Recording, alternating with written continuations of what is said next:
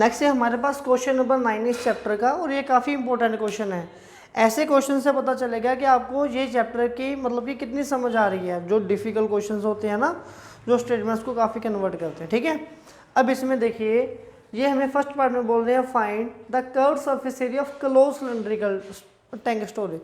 अब इसमें एक ट्विस्ट आ गया, इन्होंने बोल दिया ना कि सिलिंड्रिकल टैंक क्या है, क्लोज्ड है, ठीक है। अगर वो टैंक क्लोज्ड है, लेकिन अभी हमें उसका क्या फाइंड करना है, सी एस से फाइंड करना है। तो यहाँ पे ये थोड़ा सा ध्यान में रखना, क्लोज्ड में तो ऊपर भी ढक्कन है, नीचे भी ढक्कन है, लेकिन फिलहाल हम उन ढक्कन की बात नहीं कर रहे, अभी हम उसके आसपास की ही बात करेंगे, क्योंकि यहाँ पे इन्होंने हमें बोला है कि हमने क्या निकालना है, सी एस से निकालना है, जिसका डायमीटर गिवन और हमें हाइट गिवन है। तो चलिए सबसे पहले फर्स्ट पार्ट के लिए मैं इस साइड पे कर रहा हूँ, फर्स्ट पार्ट इसका,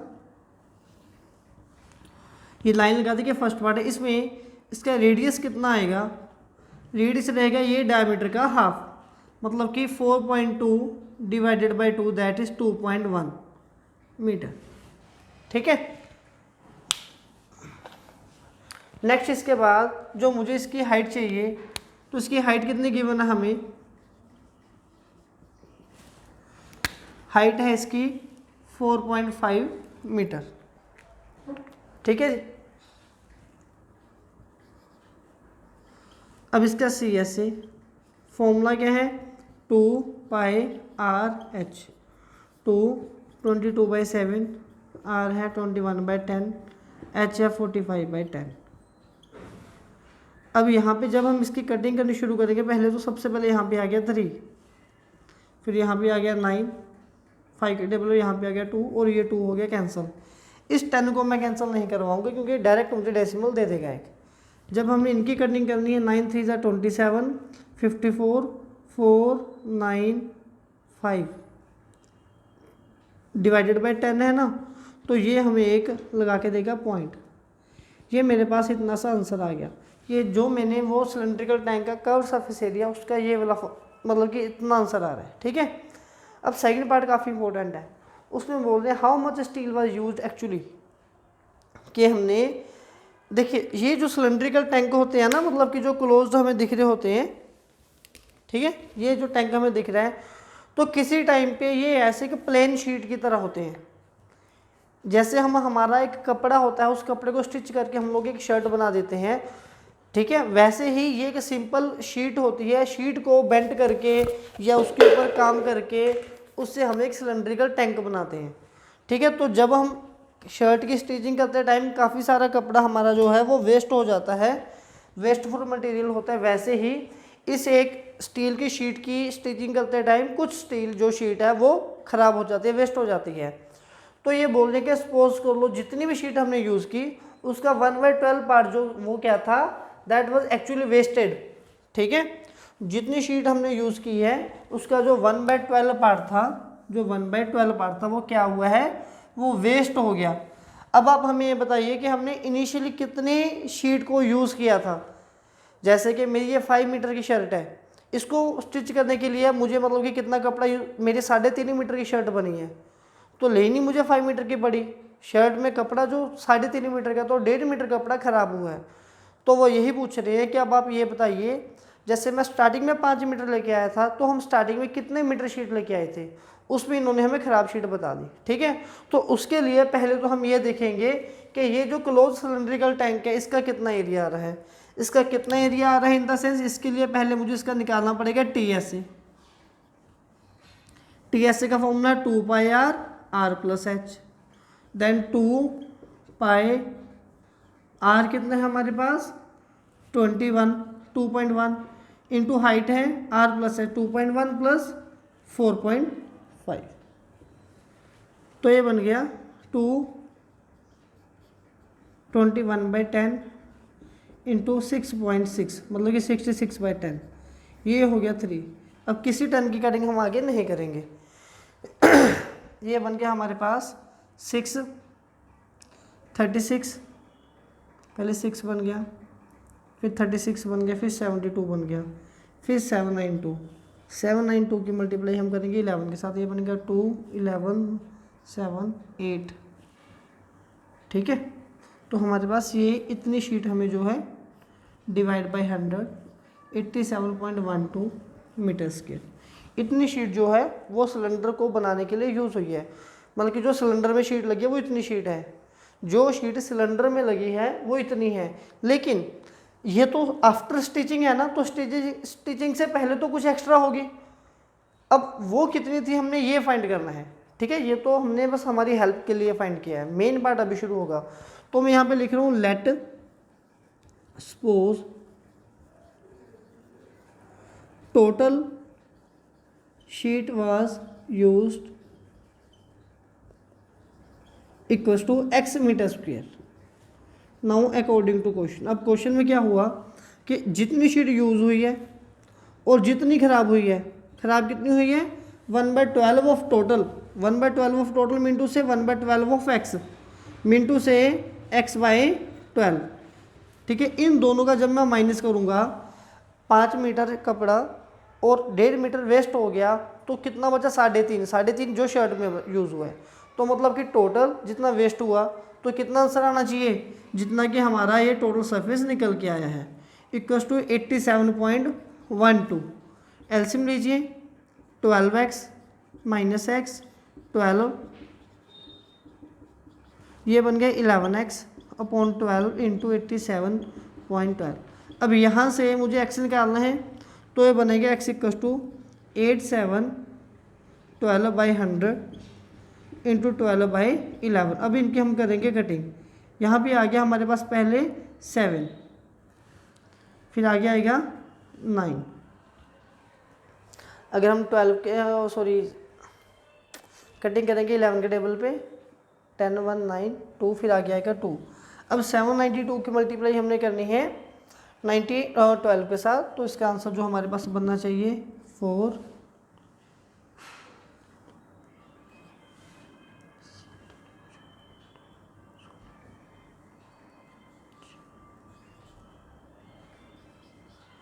क्योंकि डिवाइड बाई 100 है, इसलिए 2 नंबर छोड़ के डेसिमल आ जाएगा, ठीक है जी। 95.04 मीटर स्क्वायर। तो एक्चुअली बच्चे हमने ये शीट परचेज की थी, वेस्ट होने के बाद हमने इससे क्लोज सिलेंड्रिकल टैंक बनाया और उसका कर्व सरफेस एरिया इतना था। आई होप ये सारा कुछ आपको क्लियर हो गया होगा इसके साथ। हाँ जी बच्चे, नेक्स्ट वीडियो में हम क्वेश्चन नंबर 10 एंड 11 को कवर करने की कोशिश कर रहे हैं। क्वेश्चन नंबर 10 में हमें बोला जा रहा है इन फिगर 13.12, मतलब कि बुक में इस क्वेश्चन की डायग्राम हमें गिवन है। इस डायग्राम में हमें बोल रहे हैं you see frame of lamp shade, it is to be covered with the decorative cloth. मतलब कि कोई भी एक लैंप शेड है, ठीक है, उसको हमने कवर करना है किसी भी क्लॉथ के साथ। आगे ये बोल रहे हैं द डायमीटर इज 20 सेंटीमीटर। इसका जो लैंप शेड का डायमीटर है that is 20 centimetre, mean to say उसका जो रेडियस आएगा वो कितना आएगा हमारे पास 20/2 10 सेंटीमीटर। और जो हाइट है, फिलहाल ये हाइट बोल रहे हैं हाइट इज 30 सेंटीमीटर।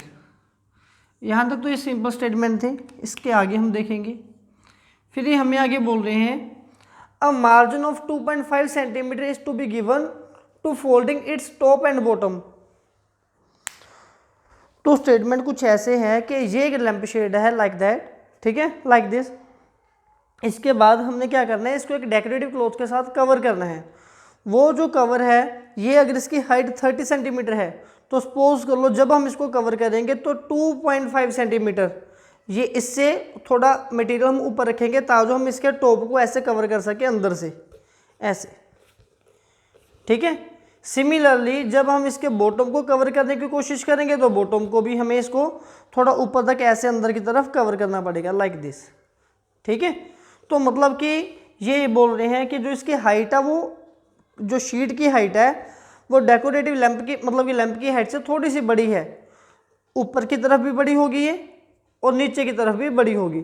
जो ऊपर की तरफ बड़ी है उसको हमने अंदर फोल्ड कर दिया और जो नीचे की तरफ बड़ी है उसको हमने नीचे की तरफ फोल्ड कर दिया, ठीक है। तो कितना कितना फोल्ड किया हमने, कितना कितना मार्जिन हमें गिवन है, मार्जिन गिवन है हमें 2.5 सेंटीमीटर का। कहाँ पे लिखा हुआ, अ मार्जिन ऑफ 2.5 सेंटीमीटर। ठीक है, इसको हम क्या कर रहे हैं, टॉप और बॉटम के साथ कवर कर रहे हैं। तो इसका मतलब क्या होगा कि जो हाइट है वो 2.5 ऊपर ज़्यादा है और नीचे भी ज़्यादा है, तो टोटल हाइट कितनी होगी 35 सेंटीमीटर। अभी हमें क्या फाइंड करना, how much sheet is required, how much cloth is required, कितना क्लॉथ हमें रिक्वायर्ड चाहिए लैंप शेड को कवर करने के लिए।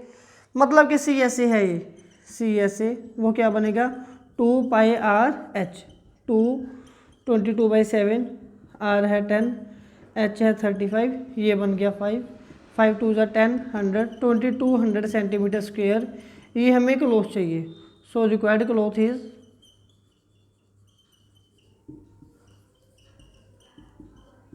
2200 सेंटीमीटर स्क्वेयर। नेक्स्ट हमारे पास आएगा question number 11, the students of विद्यालय were asked to participate for making cylindrical pen holder.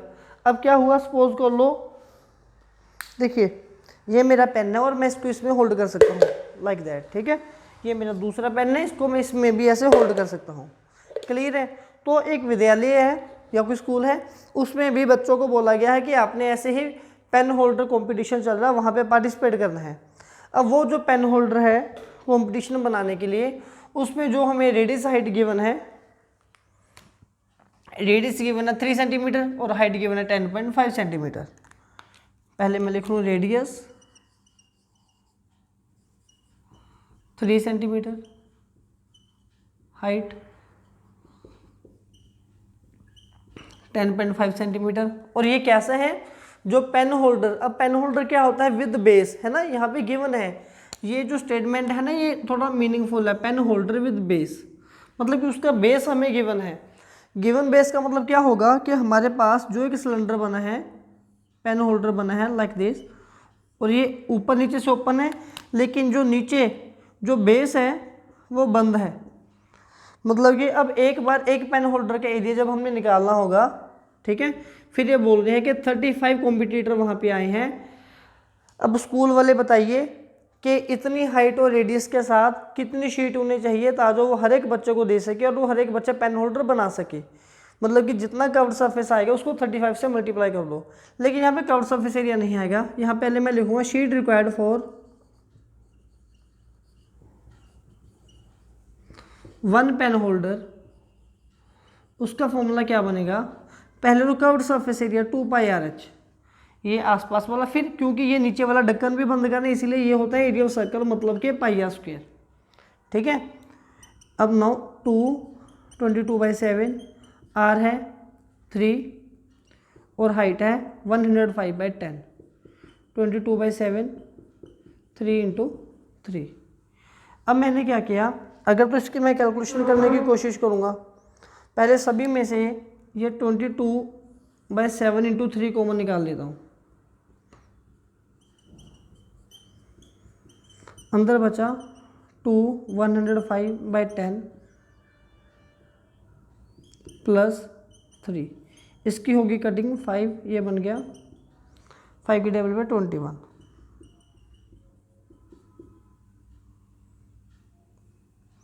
× 3 × 24। So now sheet required for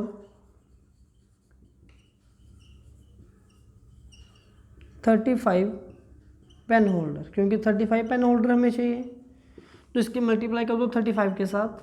finally answer तो ये पूछा ना, यहाँ पे कैलकुलेशन करना ज़रूरी नहीं है, इससे हमारा काफ़ी टाइम बचेगा।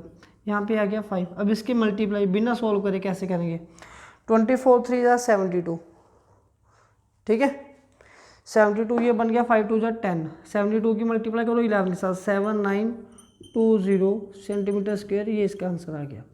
ये बच्चे ट्रिक्स है कि देखिए अब हमने पूरी एक्सरसाइज तो सॉल्व कर लिया, एक भी सिंगल क्वेश्चन में मैंने मल्टीप्लाई रफ में करके नहीं देखी, ठीक है। जब भी हमारा चैप्टर खत्म होगा बीच बीच में मैं ये आपको ट्रिक्स सिखाता जाऊंगा, आप भी सीख सकते हो कि कैसे किसी भी नंबर की बिना मल्टीप्लाई चाहे कितना बड़ा नंबर क्यों ना आप कैसे कैलकुलेशन कर सकते हो।